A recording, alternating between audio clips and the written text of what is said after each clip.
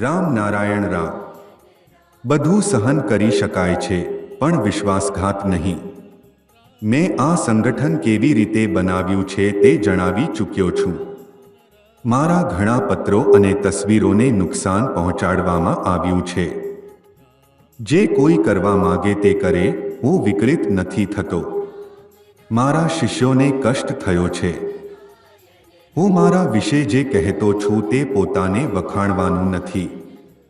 હું ગદ્દી પર બેસીને ઠાકુર નથી બન્યો, માના પેટમાંથી ઠાકુર બનીને આવ્યો છું. મારામાં તે વ્યક્તિત્વ છે. હું એ સુરમાં જન્મ્યો છું જેમાં હું બધાને એક કરીશ. જન્મથી જ આ સુર સાથે આવવું પડે છે, અને તેનું સાક્ષાત્કાર અનેક લોકોએ વિવિધ રીતે કર્યો છે. જેમ ગુરુ અને મહાન વ્યક્તિઓની પરીક્ષા લેવામાં આવે છે, તેમનો ઇતિહાસ પણ જણાવે છે કે તેઓ ખરેખર ગુરુ બની શકે છે કે નહીં. મારા અધ્યાપક, પાડોશી, સંબંધીઓ અને મિત્રો મારી ક્ષમતા અને વિભૂતિથી આકર્ષિત થયા હતા.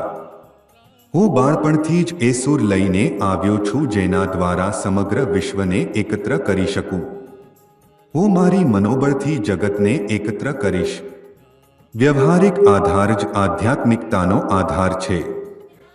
આથી મારી પર જે તકલીફો અને પ્રતિક્રિયાઓ આવી રહી છે તે મહાન વ્યક્તિઓ પર હંમેશા આવતી રહી છે. હું ગુરુ થવાનો ફાયદો લેવા તૈયાર નથી. મહેનત કરીને ખાવાનું પસંદ કરું છું, ચોરી કરવા તૈયાર નથી.